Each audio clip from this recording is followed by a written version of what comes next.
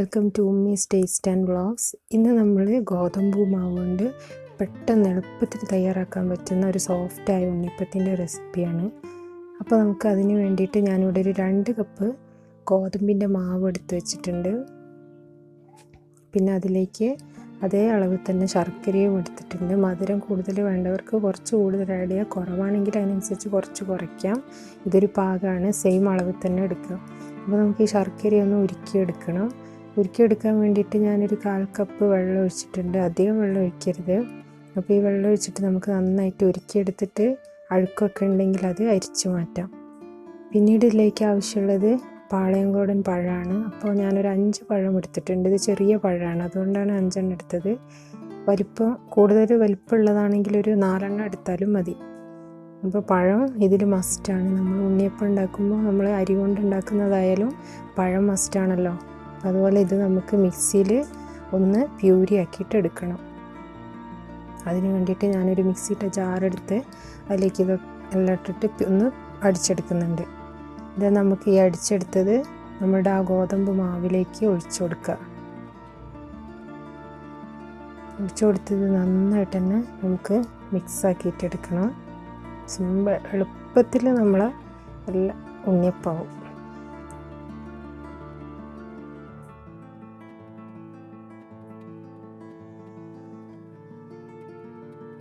ഞാൻ ഈ പ്യൂരി മൊത്തം ഇതിലേക്ക് ആഡ് ചെയ്ത് കൊടുത്തിട്ടുണ്ട്. ഇനി നമുക്ക് നമ്മൾ ഉരുക്കി വെച്ച ആ ശർക്കരയുടെ പാനി അതും കൂടെ ഇതിലേക്ക് ഒഴിച്ചു കൊടുക്കുക. അധികം വെള്ളമില്ലാതെ കുറച്ച് കുറുകിയ രൂപത്തിലാണ് ശർക്കര പാനി ഉള്ളത്. അപ്പോൾ അധികം വാട്ടറി ആയാൽ കുറച്ച് ബുദ്ധിമുട്ടാണ്. അപ്പോൾ നമ്മൾ അതിനനുസരിച്ച് കുറച്ച് ഒഴിച്ചു കൊടുത്തിട്ട് നന്നായിട്ട് മിക്സ് ആക്കിയിട്ട് എടുക്കാം. കൈ വെച്ച് തന്നെ മിക്സ് ചെയ്യണം, എങ്കിലേ അത് മിക്സ് ആവുള്ളൂ കേട്ടോ. അപ്പോൾ നന്നായിട്ട് ഞാനിത് മിക്സ് ചെയ്തെടുത്തിട്ടുണ്ട്. അപ്പോൾ കുറച്ച് ബാക്കി മിക്സിയുടെ ജാറിൽ വന്ന ബാക്കി പ്യൂരിയും കൂടി ഞാൻ അതാണ് മേലെ കാണുന്നത്. ഇനി ആവശ്യത്തിന് നമുക്കൊരു പിഞ്ച് ഉപ്പും പിന്നെ ഒരു 3 ഏലക്ക ഞാൻ ചതച്ചതും കൂടി ഇട്ട് കൊടുത്തിട്ടുണ്ട്. മധുരം ബാലൻസ് ചെയ്യുന്നതിന് വേണ്ടിയിട്ടാണ് നമ്മൾ ഉപ്പ് ആഡ് ചെയ്തത്. പിന്നെ ഇതിൻ്റെ മെയിൻ ഒരു ഇൻഗ്രീഡിയൻ്റ് എന്ന് പറയുന്നത് നെയ്യാണ്. നെയ്യ് ഒരു 2 ടീസ്പൂൺ ഞാൻ ഇട്ട് കൊടുത്തിട്ടുണ്ട്. അപ്പോൾ ഇത് മസ്റ്റായിട്ട് ചേർക്കണം. ഇത് ചേർക്കുമ്പോൾ ഭയങ്കര ഒരു ടേസ്റ്റാണ് നമ്മൾ ഈ ഉണ്ണിയപ്പത്തിന്. നമ്മൾ അരി കൊണ്ട് ഉണ്ടാക്കുന്ന ഉണ്ണിയപ്പം എന്ന് വെച്ചാൽ അതിന് മെഷർമെൻ്റൊക്കെ പെർഫെക്റ്റ് ആണെങ്കിൽ അത് പെർഫെക്റ്റായിട്ട് നമുക്ക് കിട്ടുള്ളൂ. പക്ഷേ ഇതാവുമ്പോൾ നമുക്ക് അങ്ങനത്തെ വലിയ പ്രോബ്ലം ഒന്നും വരുന്നില്ല. അപ്പോൾ ഇതൊരു 10 മിനിറ്റ് റെസ്റ്റ് ചെയ്യാൻ വെച്ചാൽ മതി. അപ്പോഴും വേണമെങ്കിൽ ചൂടാം, പക്ഷേ 10 മിനിറ്റ് വെച്ചാൽ കുറച്ച് നല്ല സോഫ്റ്റായിട്ട് തന്നെ വരും.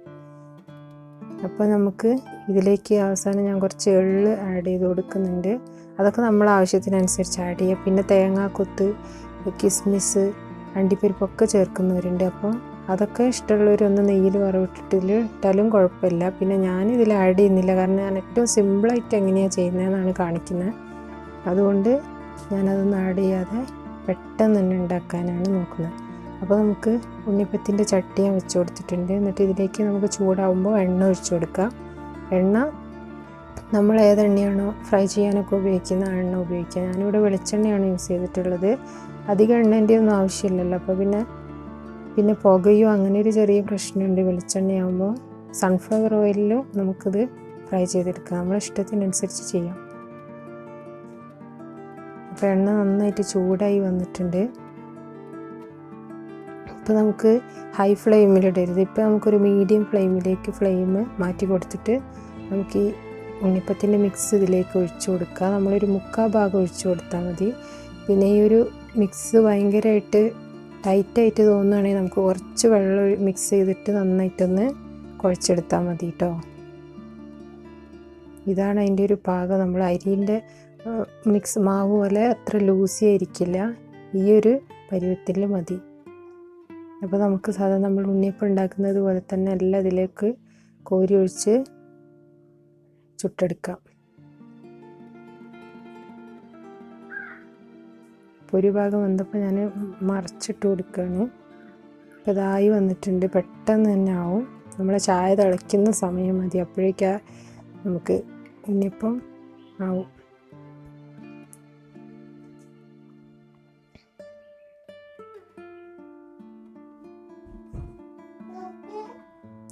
അപ്പോൾ സിമ്പിളായിട്ടുള്ള ഈ ഒരു ഉണ്ണിയപ്പം എല്ലാവരും ഒന്ന് ട്രൈ ചെയ്ത് നോക്കുക. ഹെൽത്തിയുമാണ്, സിമ്പിളുമാണ്. പിന്നെ നമ്മുടെ ചാനൽ സബ്സ്ക്രൈബ് ചെയ്യാത്തവരുണ്ടെങ്കിൽ ഒന്ന് സബ്സ്ക്രൈബ് ചെയ്യുക, ലൈക്ക് ചെയ്യുക, ഷെയർ ചെയ്യുക, കമൻറ്റ് ചെയ്യുക. Thanks for watching.